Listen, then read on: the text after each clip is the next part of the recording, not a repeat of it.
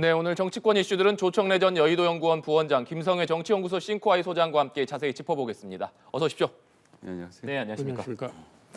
네, 헌법재판소가 절차상의 문제는 있지만 이른바 검수완박 법안의 효력 자체는 인정한다는 결정을 한 후에 정치권에서 공방이 계속되고 있습니다. 여야 지도부의 발언 듣고 대담 시작하도록 하겠습니다.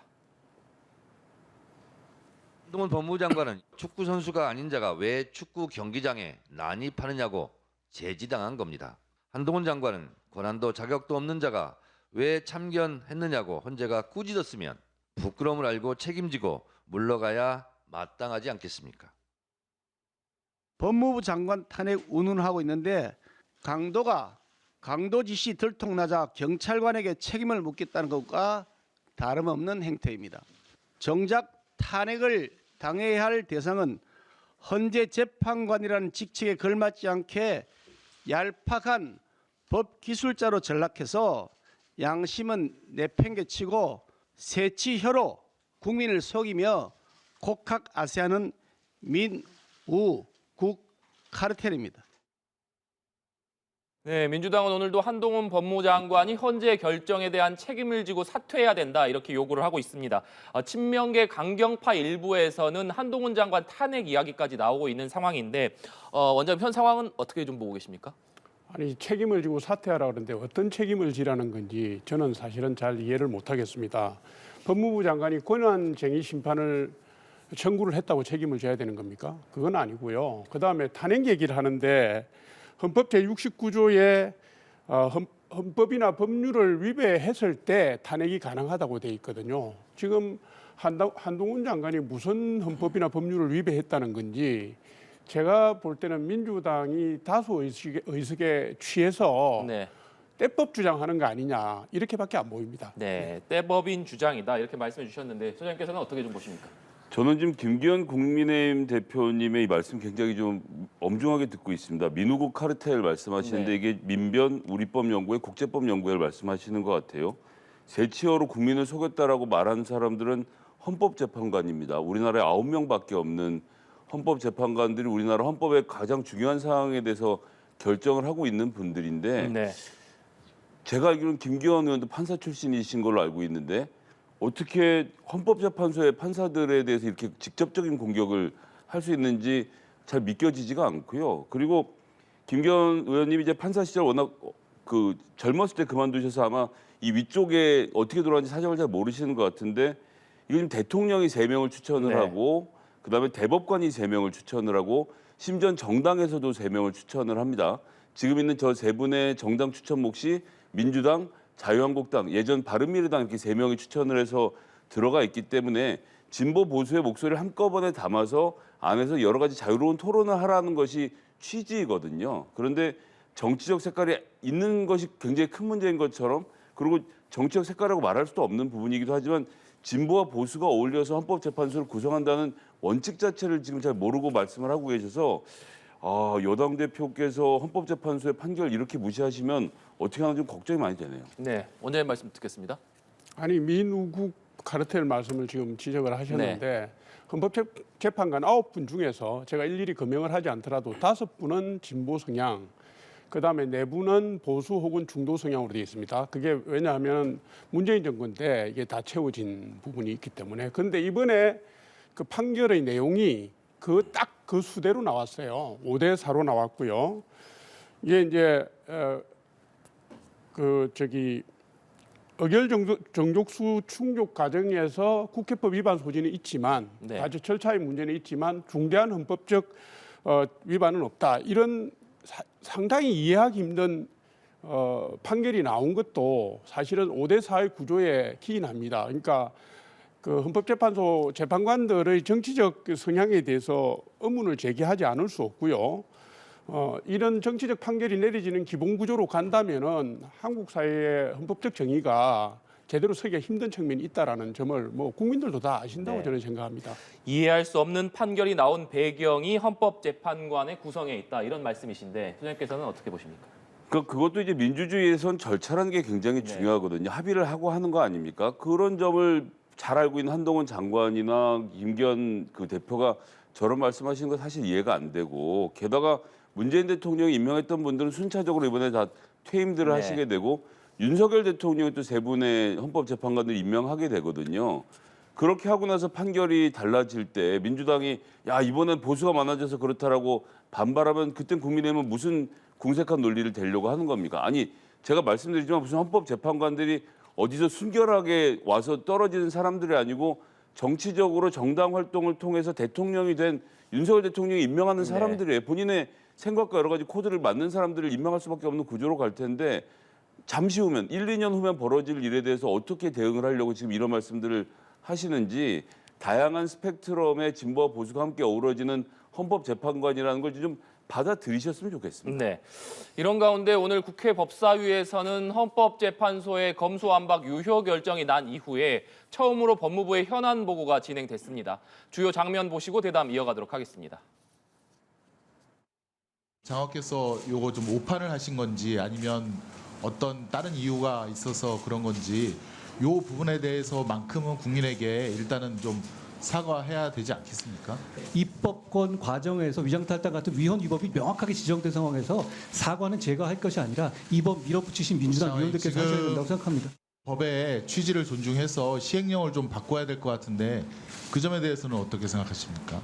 저는 오히려 국민을 범죄로부터 보호하기 위해서 그 시행령을 지키는 것이 더 중요해졌다고 생각합니다. 저는 왜 도대체 깡패, 마약, 무고, 위증 수사를 못하게 되돌려야 한다는지 그 이유를 오히려 묻고 싶습니다.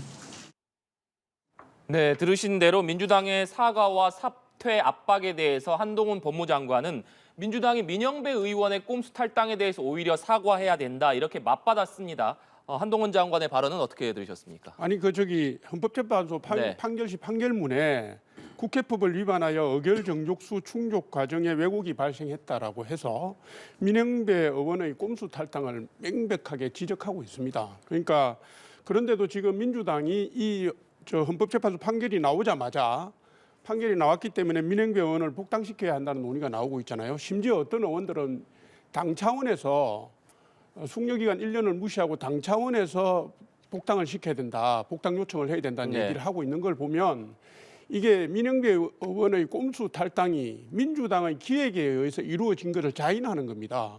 그러면 제가 볼 때는 이 판결에 근거해서 본다면 민주당과 민영배 의원이 먼저 사과를 해야죠. 그게 절차 아니겠습니까? 네. 지금 민주당에서는 검수 원복 시행령을 복구해라 이렇게 계속 한동훈 장관에게 요구하고 있습니다만 들으신 대로 한동훈 장관은 깡패나 마약 수사를 못하게 되돌려야 되는지 이유를 묻고 싶다 이렇게 목소리를 높였습니다. 한 장관의 발언은 어떻게 들으셨습니까? 그러니까 뭐 자기 것을 빼앗기기 싫은 아이들이야 부모한테 때를 쓸 수 있지만 이번에 지금 행정부의 관료지 않습니까? 그리고 이번에 헌법재판소가 설치한 내용에서 가장 핵심은 뭐냐면요. 검사에게 소추권과 수사권이 있는 것이 아니라 행정부에게 그 헌법적 권한을 부여했고 그 안에서 어떤 부처가 수사권과 소추권을 가질지는 입법사항으로 정하는 것입니다라고 말하면서 구태여 거기다가 자 우리가 이 얘기를 1997년에도 했고요. 2008년, 2018년, 2022년 4번이나 드렸는데 왜 또 물어보십니까라는 얘기가 들어가 있었거든요.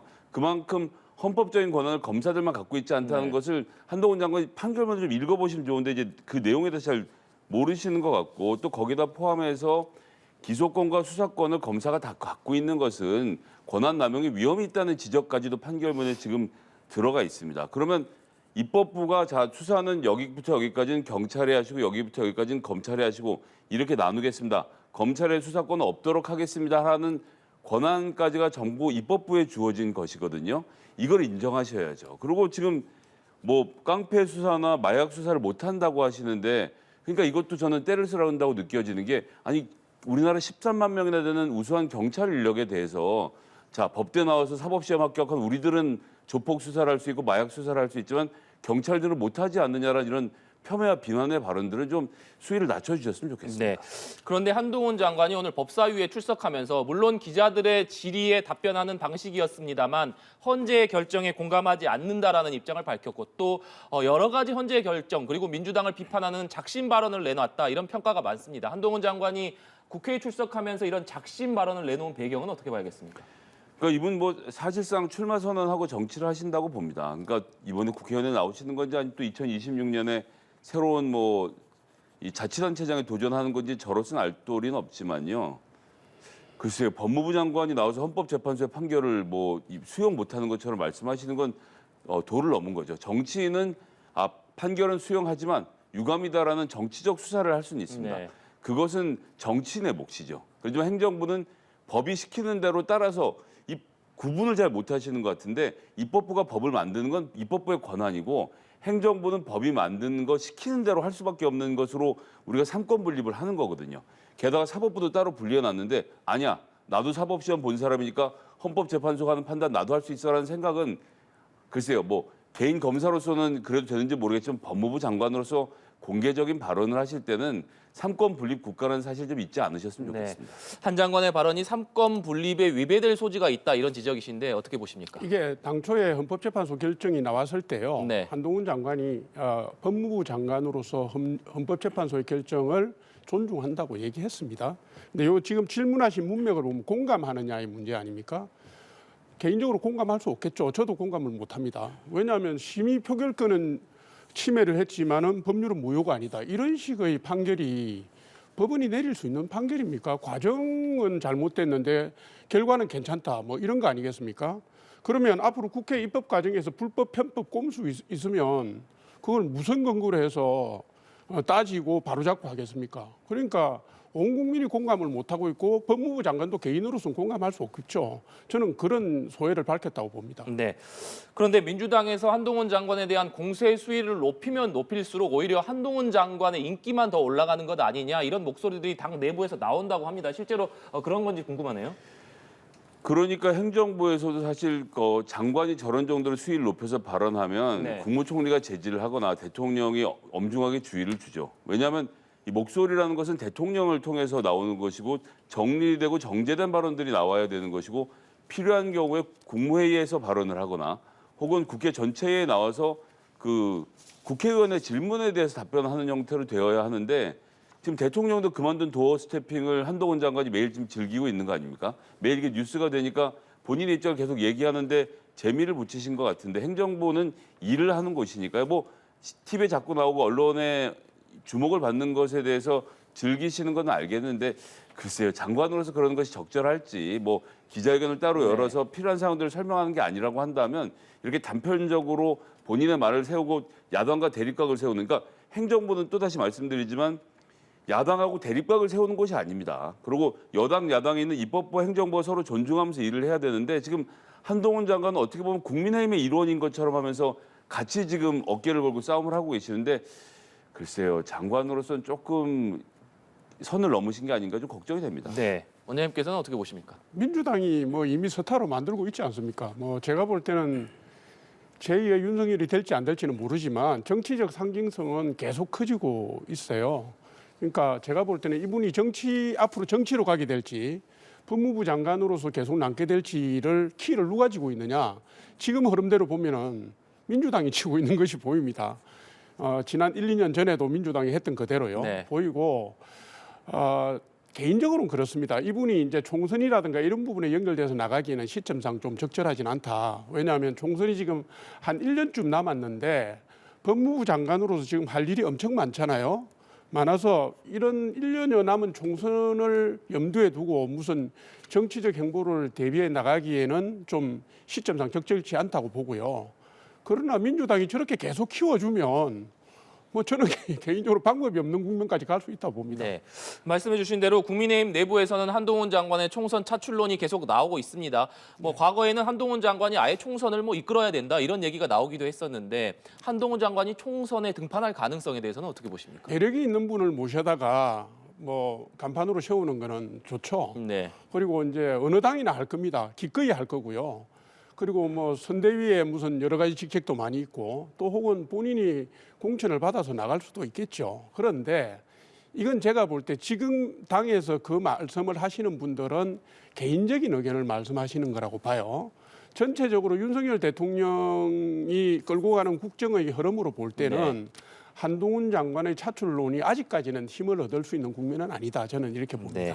한동훈 장관의 총선 차출론은 국민의힘 의원 개인적인 의견에 불과하다 이런 말씀이신데 어떻게 생각하십니까? 그래서 선배이자 검사인 윤석열 검찰총장이 대통령 되는 과정을 보면서 많은 검사들이 나도 한번 저렇게 해봤으면 좋겠는데라고 생각할 수는 있는데 이분 지금 가지고 있는 지위가 매우 엄중합니다. 수사에 대한 총괄, 검찰의 지휘권을 갖고 있는데 거기에 대해서 지금 무슨 권한을 갖고 있냐면요. 헌법재판관의 인사검증까지 지금 한동훈 장관이 할 수 있도록 되어 있습니다. 대법관 추천 몫은 아니지만 대통령 추천 몫에 대한 헌법재판관에 대한 검증의 권한을 갖고 있는 한동훈 장관이 뭐 유감이라든지 또 지난번에 전 말씀드려 좀 깜짝 놀랐는데 5명이 그렇게 판단했다. 즉 4대 5의 구조라는 얘기를 불허하는 것은 이제 우리가 한 명만 바꾸면 이거 5대 4로 뒤집힐 수 있다는 얘기를 하시는 건데 부적절하죠. 아니 법무부 장관이 어떻게 헌법재판관을 숫자를 바꿀 수 있는 것 같은 그런 뉘앙스를 주면서 본인이 인사검증하는 자리에 있으면 좀 과묵하게 정말 필요한 인사검증을 하는 이런 모습을 보여야 되는데 이번 판결 유감이다라고 했으니 다음번에 헌법재판관 되려는 분 한동훈 장관 눈치 안 볼 수 있겠습니까? 그런데 총선까지 나온다고요?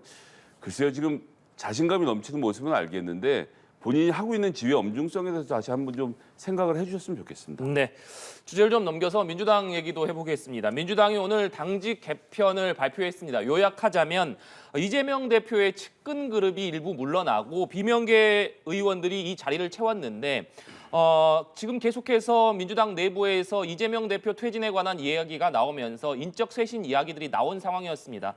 소장님, 오늘 있었던 당직 개편으로 비명계들이 계속해서 요구했던 점을 좀 채웠다 이렇게 볼 수 있겠습니까? 그러니까 결국 이제 사무총장의 유임을 놓고 어떻게 평가할 건가는 논의로 하고요. 네. 지금 이제 재밌는 흐름은 한 열흘 전부터 한 일주일 전부터는 이재명 대표에 대한 직접적인 사퇴 요구는 많이 들어갔습니다. 많이 들어가고 어떻게 당직을 개편할 것인가에 대한 이야기들이 많이 나왔고 대변인 포함해서 정책위 의장 등 주요 포스트들이 지금 거진 다 교체가 되지 않았습니까? 네. 그런 모습을 통해서 이재명 대표가 저는 유화책을 하고 탕평 인사를 하겠다라는 선언을 한 것이고 거기에 대해서 각각의 그 민주당 정당 내 계파들이 어떤 판단을 할지는 좀 지켜봐야 되겠지만 이런 정도로 해서 일단은 봉합의 수순으로 가게 되지 않을까라고 전망해 보겠습니다. 네, 봉합의 수순으로 좀 가지 않을까 전망을 해주셨는데 원장님께서는 어떻게 보십니까? 민주당 얘기를 하기는 그렇지만 저는 정반대로 보고 있습니다. 우선 오늘 당직 개편을 보면 네. 지명직 최고위원, 정책위 의장, 그다음에 수석 대변인 무슨 부총장 2자리인가 3자리, 정책위 의장 밑에 수석 한 자리 이런 건데요. 지금 최고위원회의가 다 친명계 일색으로 되어 있기 때문에 지명직 최고위원 호남 몫을 비명계로 넣고 안 넣고는 별로 중요한 게 아닙니다. 그리고 사무총장을 제외한 당직은 정치권에 있는 사람들은 다 알겠지만은 그 당직을 몇 면을 바꾼다고 해서 큰 영향이 없습니다. 없고 이재명 대표의 지금 퇴진론은 지금 상대적으로 수면하에 들어가 있는 건 맞는데요. 지금 제가 볼 때는 4월 달에만 공직선거법 위반 지금 2번 출두하게 돼 있고요. 출석하게 돼 있고 그다음에 지금 기소된 그 대장동 성남의 배시 건이 제가 들여다보니까 12꼭지더라고요. 재판부가 합의부가 전혀 다른 합의부들이 진행을 하기 때문에 네. 5월부터는 이재명 대표가 일주일에 한두 번 이상씩 법정에서 당무를 볼 수 없을 정도가 될 수도 있습니다. 제가 볼 때는 4월을 넘어서면서 이재명 대표 사태로는 다시 수면 위로 올라올 거다 이렇게 봅니다. 네, 이재명 대표가 아무래도 계속해서 법정에 나가서 재판을 받아야 되는 상황이기 때문에 이 문제가 불거질 것이다라고 말씀해 주셨는데 그 부분은 어떻게 생각하시는지 궁금하고 앞서 잠시 언급해 주신 대로 계속해서 관심은 역시나 사무총장 자리 아니었습니까? 결국에 내년 총선 공천과 관련한 실무를 사무총장이 담당하기 때문에 사무총장 자리가 과연 바뀔 것이냐 이 부분에 관심이 쏠렸는데 이번에 조정식 사무총장이 그대로 유임된 배경은 어떻게 보시는지도 궁금하네요. 일단 조정식 사무총장에 대한 신뢰가 좀 크다고 보고요. 네. 그리고 지난번에 이재명 대표가 죄송합니다. 이재명 대표가 여러 차례 걸쳐서 공언했지만 4월 총선에서 이기는 것이 내가 사는 길이다라고 말했던 대목. 이거는 이제 저희들의 언어로 해석해 보면 친이계가 몇 명이 공천되느냐는 사실 나한테는 중요하지 않다라는 선언을 한 것이고 그래서 공천 이번에 룰을 정하는 총선 TF 같은 경우도 이재명의 개파라고 할 사람이 거의 없는 상태에서 자율적으로 룰을 정하도록 해놓은 것 아닙니까? 그렇게 해서 사무총장이 누가 되더라도 사실상 이런 정도의 상황이라고 하면 각 지역에서는 각자 가진 능력으로 살아남고 말고하는 걸 정하는 거지 사무총장이 누군가에게 살생부를 만들어서 어느 자리를 쳐낼 수 있는 구조가 아닌 형태로 되어 가기 때문에 특히나 권리당원 절반, 여론조사 절반으로 지금 경선을 치러야 되는 민주당의 상황 안에서는 네. 당대표의 몫이 굉장히 작아졌다고 봐야 되겠죠.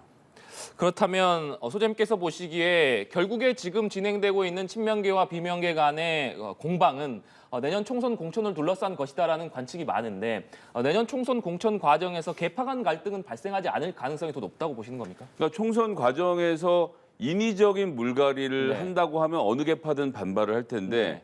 지금 정하고 있는 룰의 내용의 대강을 들여다보면 2018년에 이해찬 대표가 정한 룰대로 하겠다는 거거든요. 그럼 뭐 국회의원들이 거기에 대해서 더 말을 하지 않습니다. 하여튼 네. 룰대로 해서 내가 경선만 할 수 있게 해주면 나머지는 내가 알아서 하겠다는 각각의 입장이 있기 때문에 그런 정도에서 저는 소강 상태로 들어갈 거라고 좀 보고 있습니다. 네. 이런 가운데 이재명 대표의 강성 지지자들이 비명계 이원욱 의원실 앞에서 항의 집회를 했습니다. 이재명 대표가 강성 지지층에게 여러 차례 계속해서 내부 공격 중단을 당부하고 있습니다만 좀 통제되지 않는 모습을 보이고 있는데 이 상황은 어떻게 봐야겠습니까? 그러니까 SNS를 통해서 이재명 대표가 뭐 자제를 당부하는 뭐 글을 내보낸 게 한 5차례쯤 된다고 네. 그래요. 그러니까 뭐 지금 표면적으로는 애를 쓰고 계신 거죠. 그런데 체포동의안 사태 이후에 초동 단계에서 이재명 대표가 아무것도 안 했습니다. 사실은 상황이 어수선하고 강성 지지층들이 결집하기 시작할 때 이재명 대표가 그것을 사실상 방기하는 듯한 모습을 보인 게 이 사태의 흐름을 잡아나가는데 실책의 그 처음이라고 저는 보는 네. 것이고요. 그다음에 이게 더 거슬러 가면 문재인 대통령이 옛날에 민주당 강성 지지층의 좌표찍기 공격에 대해서 양념이라고 말씀하셨잖아요. 이건 뭐냐면 민주당 지도부나 당시의 여건이죠. 여건 핵심들이 강성 지지층을 사실상 방기하고 키운 겁니다. 그러니까 이미 공격적 행동을 개시한 사람들이 뭐 SNS에 자제해달라는 글을 올린다고 해서 철수 명분도 없이 갑자기 철수를 하겠습니까? 이거는 기본적으로는 내년 총선까지 고려한 권력투쟁의 양상이기 때문에 강성 지지층은 이 정도의 미온적인 완만한 자제 당부에 반응하지 않을 겁니다. 저는 사실상 민주당 지도부가 이 부분들을 간접적으로 활용하고 있다 이렇게 봅니다. 네. 이재명 대표가 너무 미온적으로 대응한 것 아니냐 이런 말씀이신데 그런데 친명계에서는 이른바 개딸이라고 하는 세력들이 특정하게 있는 것이 아니기 때문에 이재명 대표가 뭐 더 이상 하지 말라 이렇게 지시한다고 해서 일사불란하게 이게 따르겠느냐 이런 얘기를 하더라고요. 이 부분은 어떻게 봐야 될까요? 일단 이재명 대표가 말씀을 워낙 시원시원하게 하시고 네. 성남시장 경기 도지사를 거치면서 거침없이 행정을 해가는 모습에 이제 매료된 분들이 아무래도 지지를 많이 하다 네. 보니까 지지자들 중에서 좀 거침없는 성격인 분들이 많은 탓도 있고요. 지난번 2017년 이 경선 과정에서 손가역 이거 경선 끝나고 나서 본인이 해체 선언하라고 네. 없애버리지 않았습니까? 그러니까 팬덤의 정치를 이재명 대표가 이용한다고 하는데 이재명 대표가 그런 점에서 또 굉장히 강하게 맺고 끊는 성격을 가진 사람이기 때문에 뭐 계속적으로 지속적으로 이야기하고 설득하는 과정도 거치겠지만 그 뒤에도 뭐 전 더한 행동이 나올 수 있다고 봅니다. 근데 김남국 의원의 지적이 또 한편으로 맞는 것이 이게 무슨 구체적인 조직이 있어서 누구에게 명령을 해서 들어가는 네. 것이 아니기 때문에 그 부분에 대해서 뭐 이재명 대표가 계속 간곡하게 설명하고 설득하고 그분들의 마음을 돌리는 수밖에 없겠죠. 네, 국민의힘 얘기로 넘어가 보겠습니다. 국민의힘이 당 정책조정위원회 기능을 강화하기로 했습니다. 원장님 먼저 정책위가 어떤 역할을 하는 것이고 이곳의 기능을 강화한다는 것 어떤 의미인지 좀 설명해 주신다면요. 말씀 그대로 정책을 만들기도 하고 네. 수기도 하고 심의도 하고 입법 활동을 지원하는 기관이기도 합니다. 네. 원래 이제 정책위 산하에 정책위원회라고 해서 산하위원회가 쭉 있습니다. 뭐 경제라든가 외교 안보라든가 사회 문화 교육 이렇게 해서 6개 정도의 소위가 있는데 네. 그 위원회가 지금 그런 게 아니라 역대 예전부터 그랬습니다. 정책의장 밑에 위원장이 6분이 있었어요. 그런데 이게 이준석 대표 체제 때 또 정진석 비대위 체제 때 활성화되지 못한 겁니다. 네. 그래서 지금 이제 그 위원장들을 6개 분야 위원장들을 임명을 해서 정책 관련 활동을 강화하겠다는 건데 그 첫 번째 이유는 지금 윤석열 정부의 국정 현안, 국정 운영과 관련된 입법 활동을 뒷받침하는 네. 그 기능을 강화하겠다는 것이고요. 지난주에도 말씀하셨지만 지금 국민의힘 지지층과 관련해서 당에 대해서 여러 가지 실망 정서라든가 이런 부분을 해서 떠나갔던 지지층을 당으로 회복하고 되돌리기 위한 민생 법안, 민생정책 강화 이런 목적 두 가지를 뒷받침하겠다는 뜻입니다. 네. 이런 가운데 윤석열 대통령이 당정 협의 강화를 내각에 지시했고 새로 임명된 국민의힘 박대출 정책위 의장과 대통령실 이관섭 국정기획수석 간의 핫라인도 만들어진다고 합니다. 윤석열 대통령이 당정 협의를 강조한 배경은 어떻게 봐야겠습니까? 근데 저는 사실 잘 언뜻 이해는 안 됩니다. 그러니까 무슨 말씀이냐면 69시간 노동제도 네. 그렇고요. 5세 입학의 문제도 그렇고 이거 당에다 물어보면요. 당에서 의원들이 바로바로 답변을 줍니다. 이거 된다 안 된다. 판단을 오랜 기간 동안 유권자들을 만나고 접촉해갖고 정책에 대해서 정통한 분들이 있는데 지금까지 한 번도 물어보질 않은 거예요. 그래서 국민의힘 내에서도 아니 우리한테 좀 물어보고 하지라는 이야기가 나오고 있는 것이거든요. 그래서 거기에 맞춰서 지금 당정 협의를 강화한다고 하는데 이미 늦은 것이 이게 지금 현재 당 지도부가 이게 김기현 지도부입니까? 이거는 윤석열 지도부거든요. 윤석열 대통령이 본인의 입맛에 맞는 그러니까 김기현 의원과의 친서 여부와 상관없이 윤석열 대통령 본인의 입맛에 맞는 사람들도 구성해 놨는데 그런 사람들이 국정기획수석이 전화라든 뭐라든 잘하고 계십니다. 라고 엄지만 세울 줄 알지 거기다 대고 이건 됩니다 안 됩니다 말을 할 수 있겠습니까? 아니 그럴 만한 사람들을 뽑아놓고 그런 일을 시켜야지 예스맨만 다 뽑아놓고 나서 당정 협의를 하겠다? 저는 뭐 협의는 안 하더라도 최소한 알려는 줬으면 좋겠습니다. 알려는. 그래서 한두 명이라도 조금 반대하는 의견을 들을 수 있는 통로가 만들어지면 좋겠는데 지금 뭐 당정 융합이라고까지 이야기하는 마당에 당이 과연 자기 목소리를 낼 수 있을까요? 저는 좀 부정적으로 보고 있습니다. 네, 원장님.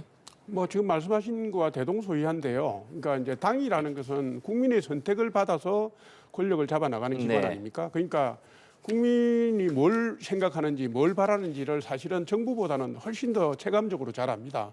그러니까 이 부분에 대해서 논의구조 채널을 열무로 해서 혼선을 방지하고자 하는 것은 말씀하신 그대로고요. 그것뿐만 아니라 이제 국정 운영이라는 게 입법 활동으로 뒷받침돼야 될 부분이 있고 네. 그다음에 어찌됐든 간에 우리나라의 대중정당이라는 건 전국적인 조직망을 가지고 있기 때문에 정책에 대한 설득이나 홍보 효과 그런 역할을 할 수도 있습니다. 지금 대통령의 말씀은 그런 세 가지 혼선 방지, 입법활동 독려, 그다음에 국민 홍보 설득 그거를 제대로 하겠다는 의지를 보인 겁니다. 네, 알겠습니다. 오늘 두 분 말씀은 여기까지 듣도록 하겠습니다. 지금까지 조청래 전 여의도연구원 부원장, 김성애 정치연구소 싱코아이 소장과 얘기 나눠봤습니다. 오늘 말씀 고맙습니다. 감사합니다.